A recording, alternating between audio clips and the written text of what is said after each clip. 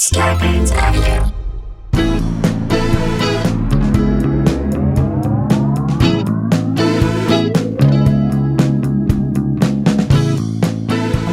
Hey guys, welcome to another episode of Sklar Bro Country, the virus edition, aka the Panty Pods. AKA two bros 12 feet from a garden hose. AKA one garage, no mirage. AKA one egg, four legs. AKA one's eye, two goats. AKA two Jews, no harm and kill a bruise. AKA some colorful pillis and no weepin' Willis. We are in my garage as... How about this? AKA some colorful pillis and what you talking about, Willis? I like it.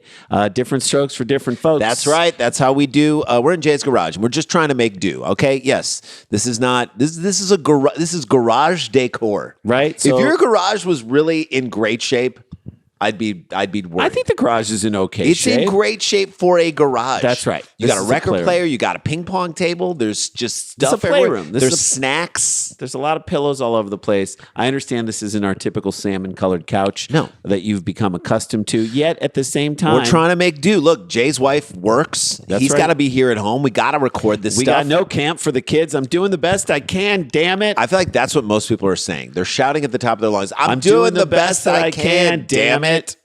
Although some people aren't doing the best they can, and I feel like we're profiling at least one of those people on every episode of this show. Shall we get into it? Let's get into it because I think personally, we've got a story here from one of the most unlikely places. When I heard of where this was taking place, it shocked me. I'm not going to tell you. I'm not going to lie to you. It shocked me. Maybe it shouldn't have shocked me. Well, let's start. Let's dive in. Okay, probably the last place on Earth that you would expect strife, and conflict and aggressive attitudes, certainly towards the Black Lives Matter movement, is in a tea shop in Seattle. Look, maybe it's the autonomous zone, which to me just feels like a mini Burning Man. Right. I mean, and also it's at like one block. I love people talk. It's a couple of blocks. It's really not that big.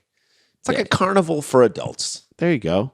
This is in the Fremont district, by the way, no less. Remember Occupy? Remember when that was around? Yeah. Occupy, remember like the Occupy the Wall cities? Street, Occupy Wall Street, Occupy downtown LA. That's what it's like. We made fun of it in our stand-up act. We did. The lengths that they would go within which... Well, the Occupy felt like it was a one-night stand that turned into a 3-year relationship. Right. And it felt like everything they were railing about in society, which were societal norms, they ended up needing because they created basically essentially a society in the tent city. Right. They're like, hey, can we...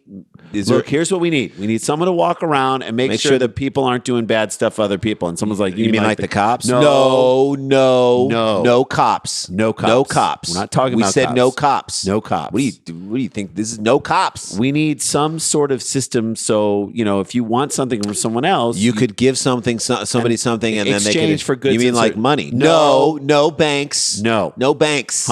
Nobody who said money. Occupy. Nobody said money. So it became what it was. So the autonomous zone could become that, although I think they're clearing it out. Now, whatever. Seattle, it's an interesting place. It's been a while since we've been there. I don't know if people understand fully what Seattle is built upon. It's built upon coffee, grunge music, hipsters, old hipsters, and depression. And old hipsters telling you who have now become the kind of people who tell you can't do things. Right. Like, can't do that. So, like, if we tried to jaywalk as you're wont to do as you're walking around a city, and at least 5 people over the course of the weekend we were there were like, can't do that. You can't do that. You can't do that. I'm like, who are you to tell me what I can't do that? It's like yelling at people. It's such an you know what it is? Your activism and your idealism over time gets calcified, and it makes you crotchety when you're older. And it turns you into telling people that they can't That's right. do things. You can't do that. You can't. Hey. You can't do that. Now, there is something else. Someone is like putting too much cream in their coffee and you can't do that. Can't do that. That's just Seattle. a waste of cream. It's Seattle. We also learned about something called the Seattle Freeze. Yeah. I did not know this. This was fascinating. Is apparently like women from Seattle. Not women, people. People from Seattle. If you try and break into like Seattle friend groups and you're an outsider, you get frozen out. You get frozen out. Now, Seattle has a WNBA team. I don't know if they still do, but they did for a while, called the Seattle Storm, which, let's not remind people why they're depressed, that it's raining all the time. I would have called the team the Seattle Freeze. How great it! Like I love it. You try to get in and they freeze you out. Their defense is so good. Nobody's scoring against us. Even on the team, they never huddle up. It's just small clicks. Nobody is scoring. All right, Seattle Freeze. We took the Sean Kemp walking tour of Seattle. That was awesome. That was awesome. They took us to each place where he had a child. Right. So you really got to cover every neighborhood. Every single neighborhood. Fantastic. And we loved, this is the other thing that we loved about Seattle, that they blamed their bad driving, and there was bad driving, on too much sun. Yeah. So no one owns sunglasses. Blinding. Here's the thing. Nobody owns sunglasses. So no one is which prepared. tells you as a people they're pessimistic. They're like, look, we've been beaten down by the rain so much the sun's never going to. Then once in a while, for a couple months, the sun comes out, like, July, August, a little bit of September. Sun's out. Maybe you get a little bit of sun, and people don't know what to do. They freak out. They're like, there's too much sun. I can't drive when I have such a clear view out my windshield. How am I supposed to drive when I can see 30 feet in front of me? So we drank coffee in the Fremont neighborhood, which is where this thing happened, with our buddy Nate Fritzen, and his brother who lived there told us, hey, it's a fireman. Go to this coffee shop, which, can you remember what it was called?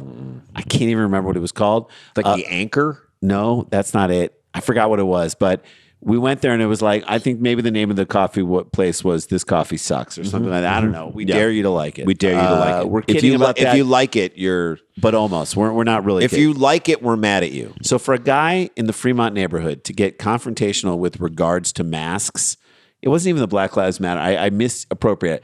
It's masks. That's what he's mad about. It's not the Black Lives Matter. No. Oh, just masks. At a tea shop. Tea shop. This guy's I feel like a tea shop should be the most like, tea is something you have when you are contemplating and talking and discussing meditation things. Or relaxing your life. Yes, tea like relaxes you. I don't understand why it's like, who's drinking tea and getting fired up? This guy if you took away where he works, I'm like, what does he sell? Like Civil War muskets in North Carolina? I don't know. All right, sells tea. Tea shop owner of B. Fuller's Mortar and Pestle. You got mortar and pestle in the name. It's old school. Posted a sign in his window that said customers would not be allowed in without removing their masks. Double negative. Yeah. What do you say? Like, only customers are allowed in who remove their mask, which, by the way, why are you asking for that? To me, that's like setting up a coffee shop in Tel Aviv and putting up a sign in the window that says no Jews. No Jews. We don't want any Jews in here. Tel Aviv. Listen, if that's what you want. Should we say this? We always wanted to. Well, was this Wendy's joke? I think it's our friend Wendy Shanker's joke, which I love this joke. Wanted to create an advice column, a Jewish advice column in a newspaper. In all the Jewish newspapers across the United States. And it was called Tel Aviv. Tell. I think that's a great idea. Phenomenal. All right. So even if that's what you want to do, even if you're like, I don't want Jews, even if it's like, I don't want you to wear a mask, it's just bad for business. Yeah. Why can't people understand that bad for business? And by the way, in Seattle, people recognize that they should be wearing a mask. Like, you're not...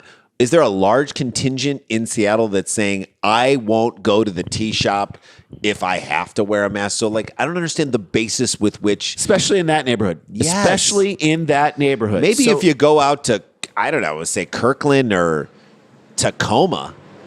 I don't know. Maybe in Tacoma, people get pissed at you if you wear a mask. But why? I don't even think so. The sign actually said, please remove your mask in bold letters. And it wasn't a typo either. No. And people were...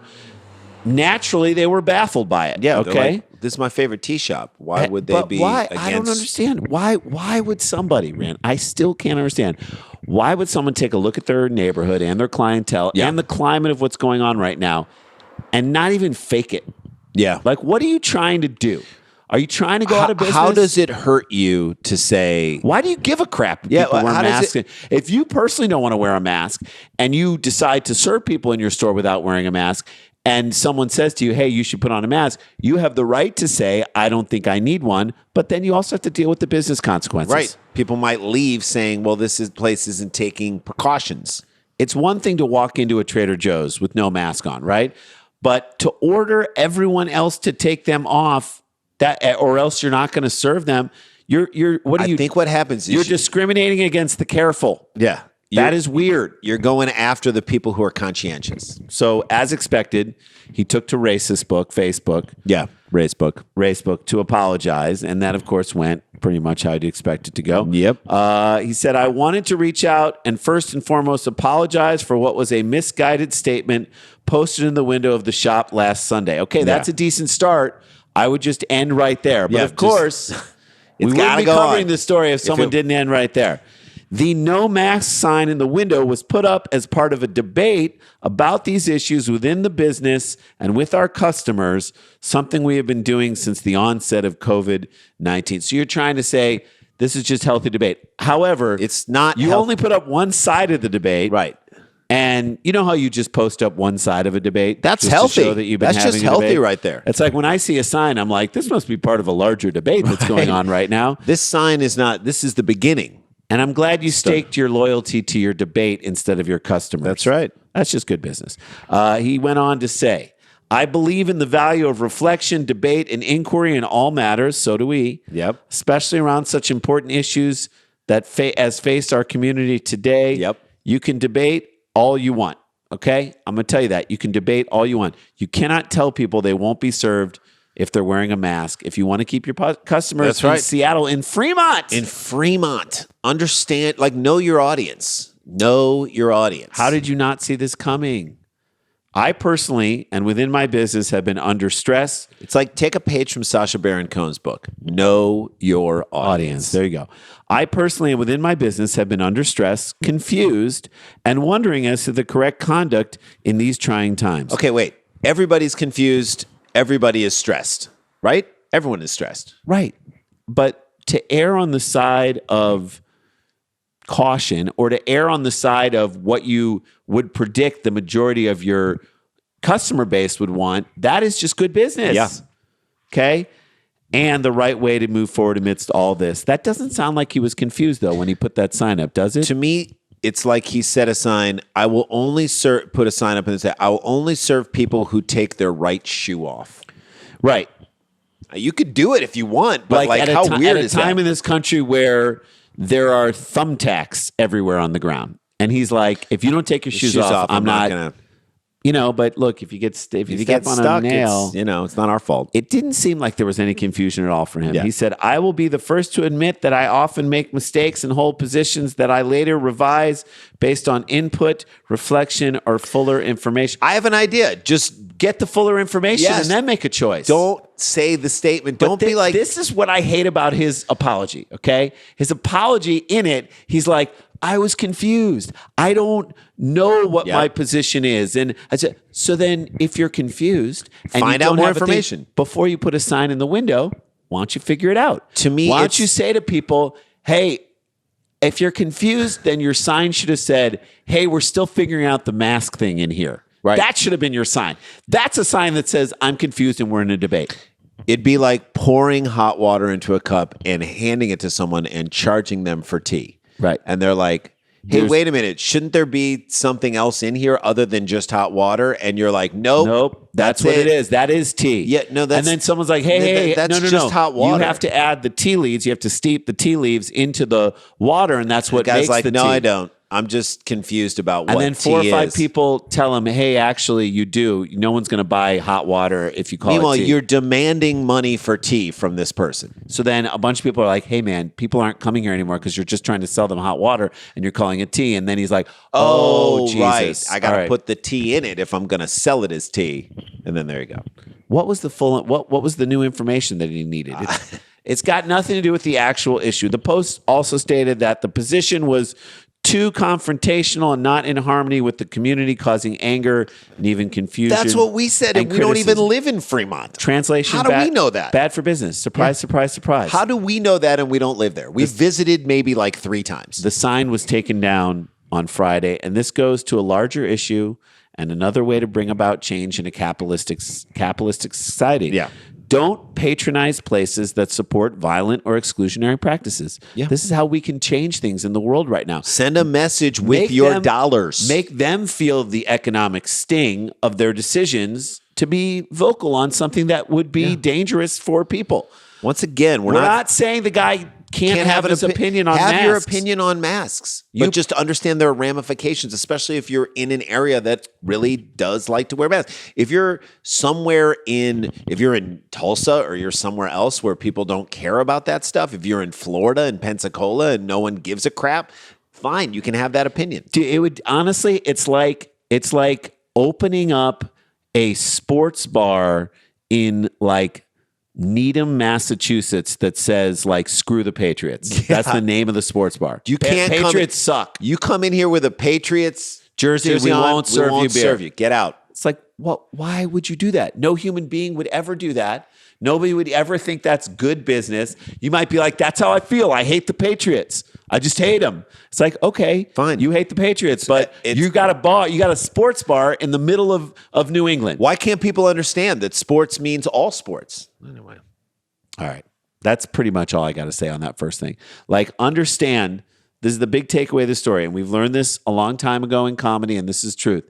Know your audience. Just know it. You can have your opinions. You can have your options. Randy and I went down and did a show in Texas, but right before, literally like 2 weeks before the country shut down. Yeah, like a month before it shut down. And it was February 10th. And it was in the heart of...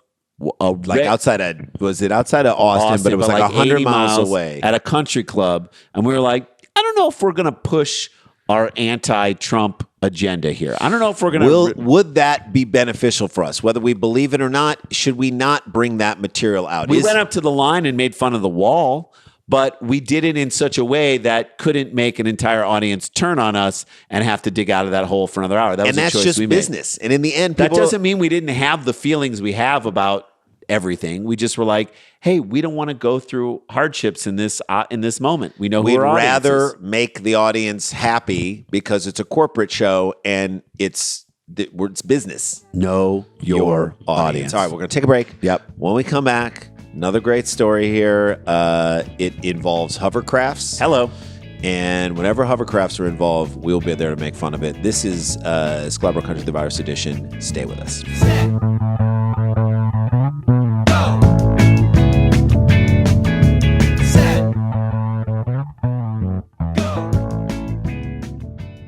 Hey guys, welcome back to the show. Thank you to everyone who voted for us. We don't know the outcome yet of what happened with our second round entry, our Sweet 16 entry in the Tournament of Laughs. I'm hoping we get to do the third one. We shot the third one, and I love the third one. It's I just love it. I'm praying that we get a chance for it to show it to you guys because we really had a blast. And if we do make it past the second round, if they're going to let us know this week, that means we shoot a fourth round one too. So again, if we do get past and we're in the third round, please vote for us this Sunday, Tournament of Laughs, 7 p.m. Pacific time, 10 Eastern time, at 10:30, 7:30. That's when voting starts. You go to tournamentoflaughs.com. And vote early and vote often. It's like we said, it's like an election in the Philippines. All right, let's get to this story, Ren. So if your plans include riding a hovercraft with other people during this summer, I'm just going to say expect bad things to happen to you. Like hovercraft feels to me like technology that felt very forward about 45 years ago. And then it's like, we don't need it. And then you're just like, is it? It's like, yeah, it's like an extra hood ornament. Right. Someone's like, well, you got to have an extra hood ornament. Hovercraft, man. Do we need it? I don't think so. I would just put a pin in your hovercraft plans while the global pandemic is going on. Who has to be on a hoverboard so badly? Not a hoverboard, a hovercraft. I'm sorry, hovercraft. Jay. Hoverboard is ridiculous. Hoverboard would be absurd. This isn't Back to the fucking Future. Who has to be on a hovercraft so badly that they're like, pandemic be damned? Let me say this. Unless the hovercraft is the only way you can get your pregnant wife to a hospital that is located directly across a dried out lake bed. Yes. Then you should not be on a hovercraft. No. Just having fun with friends right now. The world is falling apart and you're like, I need to get on this hovercraft. I'm going to see how many times, Jay, you and I can say the word hovercraft. It's going to happen just to show a lot. How ridiculous it is. The more we say hovercraft, the more silly it seems that this is important for someone to be on a hovercraft. Yes.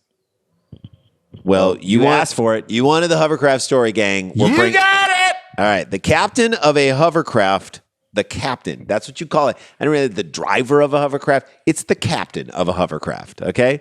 This is your captain speaking. I would probably call him guy at the wheel. Right. The captain of the hovercraft, I would say man with 3 fingers on his left hand. Captain of the hovercraft was forced to suspend a crossing because 2 passengers refused to wear face masks. Yeah. The other people on your hovercraft are going to be douchebags. Like, if you went on the hovercraft expecting everyone to be woke and cool, forget it. Nope. Like, other people on your hovercraft are going to say, be damned what's right, happening. The pandemic. And also, they're on a hovercraft. Yeah, but people who are not on a hovercraft are probably at home trying to be safe. Police were called as the service from the South Sea to ride on the Isle of Wight, Wight, was halted when the pair became verbally abusive. Oh, so the people who are refusing to wear masks, they're the ones who are becoming abusive. That is such a shock. This is what Hover Travel said. Yep, they probably said something like, shut up and drive. Yeah. They probably said something like, I'm the captain now. Yeah. All right, if we're going to go with the captain. They probably pulled out a bottle of Captain Morgan and started drinking Put their foot up on the chair. And said, who's the captain now?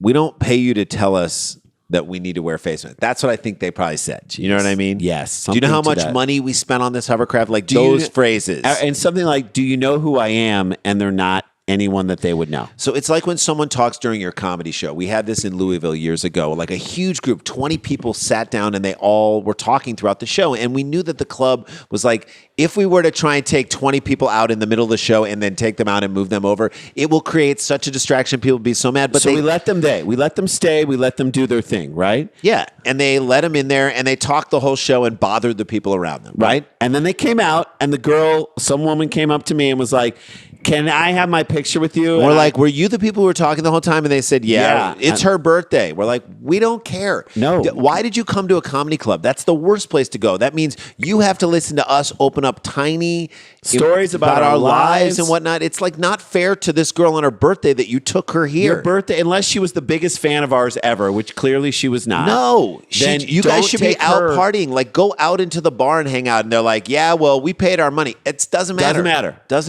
not matter if you paid your money. You don't get to paying your money doesn't give you the license to be an asshole. No, same thing. Paying the money on a hovercraft, you have to also follow rules. Right.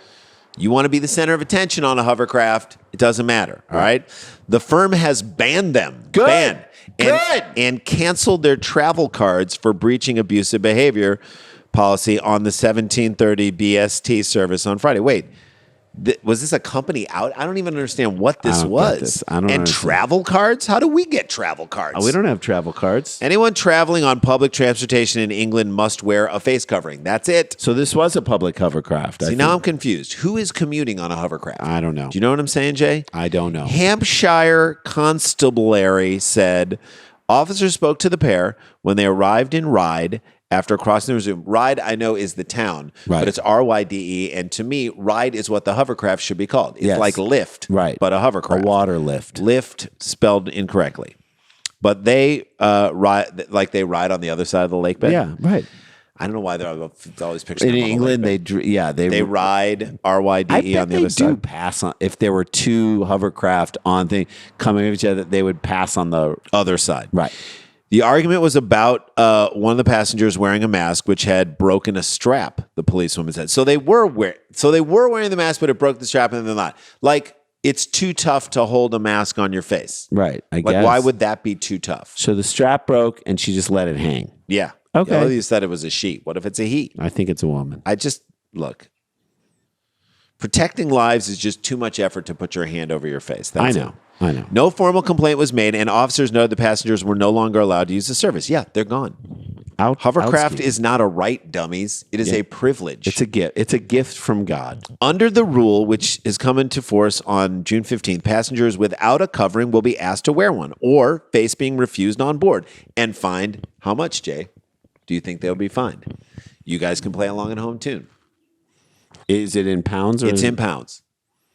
100 pounds. That's exactly right. All right. 100 pounds. Yes. So it's a big fine. That would be like, what, $105? Yeah, because the pound has really gone down. So weak now. Yeah, 104. Hover Travel said staff have engaged with these customers on a number of previous occasions, explaining the reasons why and encouraging the use of face covering. These people suck. So they've asked them to use face coverings all the time, and they're like, yeah, no, my strap broke. Yeah. This is like they use my strap broke every time. That is their excuse. That's my dog ate my homework excuse for why I don't have my mask. If you have to engage with them once, they're idiots. Multiple occasions, they're never going to get it. They're assholes.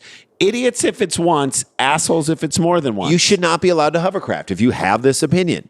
The captain stopped the hovercraft during the crossing to reiterate the regulations, but was forced to escalate the process by involving the police, and therefore, so you're going to really get violent, get angry with the captain? You're going to slow down my hovercraft experience? Is this a hovercraft mutiny? If it's a captain, it's a mutiny. I think it.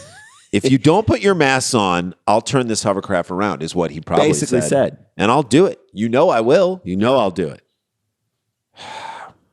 I would only like to get a hovercraft driver's license just so I could turn around and say, if you don't stop it, if you don't put a mask on, I will turn this hovercraft around. I will turn this craft around. The customers became verbally abusive, and so Hover Travel followed its zero tolerance policy. I love that they have a zero tolerance policy. Yeah. To any abusive behavior by canceling both customers' travel cards. Yeah, I bet there was a lot of extra money on that. I bet you had like 3 or 4 hovercraft trips left on that thing. Bummer. Hovercraft staff to me sounds like a Swedish indie rock band. Hovercraft staff. Coming up next, hovercraft staff. People with certain health conditions, disabled people, and children under the age of 11 are exempt from the rule. Are we talking about the Karen at Trader Joe's that we talked about last week? You know what I mean? So they're exempt. She had breathing problems. Yeah. Why couldn't she wear a mask? She was also acting like she was 10. So so I don't know if it's here under 11. She fit both of those criteria. If you're acting like you're under 10, that's it. Right. Still, if she walked up in her Bebe t-shirt yapping about breathing problems, I'd probably say no hovercraft for you. If you can't put a mask on, no hovercraft. That's what I would say. Do we have hovercraft here in America? I don't know. By the way, I want to use that as a new phrase to tell people that they won't get what they want. No hovercraft. No hovercraft for you. It's like no soup for you. No hovercraft for you. You walk in here thinking that you know what's what, and you walk in here. You want to act however you can act and just be all over the map. And then you know what we say? Get a hovercraft. You know what we say? Ride? No hovercraft for you. No hovercraft for you. If you're going to act like an asshole, no hovercraft for you. All right, guys. That is the show. That is how we do it. Hope you enjoyed this. We enjoyed doing it for you. Sorry for the ambient noises that are going on. Hey, we're in the outside. garage, man. This is life. Life is happening around us. Doors open. Life is happening around us. We want you guys to stay connected, stay protected, don't get infected. Punch a water faucet. Follow our YouTube page if you haven't signed up and become a subscriber to our YouTube page. That is growing. And that is where you can see all the episodes of this show in their entirety, which is a lot of fun, not just the clips on our Instagram pages. So we appreciate you guys for following it. Yes, we do. And with that, we say we're out. La-ti-da, la-ti-da-ti-da-ti-da, la-ti-da-da.